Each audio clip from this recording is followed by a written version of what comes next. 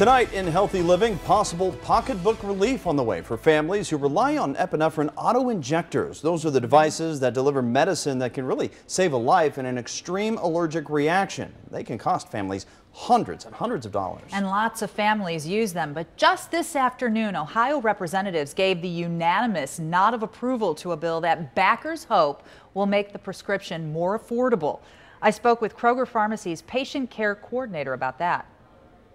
Have you had patients who have said, I can't buy this because I can't afford it? Sure, we've seen times, especially when people need more than one. So they abandon the prescription? Potentially, yeah, they might not get it at all. And when you're talking about a medication that could get a life-threatening allergic reaction under control, it's not a safe gamble. It's one that can result in death. Right now, pharmacists have to fill the exact name brand prescription a doctor writes. So if the doc asks for EpiPen, which many do, that's what the patient will get, no potentially cheaper substitution.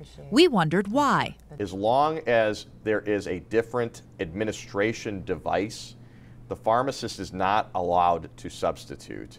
Even though the differences in the devices are small, we looked at the three main delivery systems on the market. The device is administered basically the same way. But they're all different prices. House Bill 101, which representatives passed today, would allow the patient to buy the lowest priced option, even if the written prescription is brand specific. I spoke with the bill's sponsor via Skype.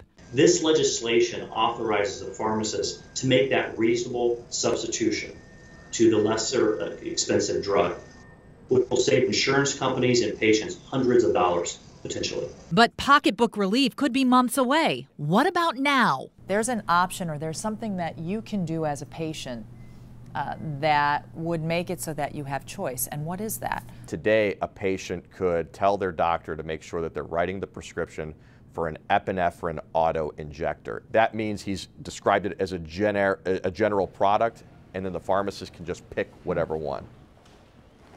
Another part of the bill could save patients money. It doesn't require them to return to their doctor's office every year to renew an existing prescription. The bill must now go to the Ohio Senate for a vote.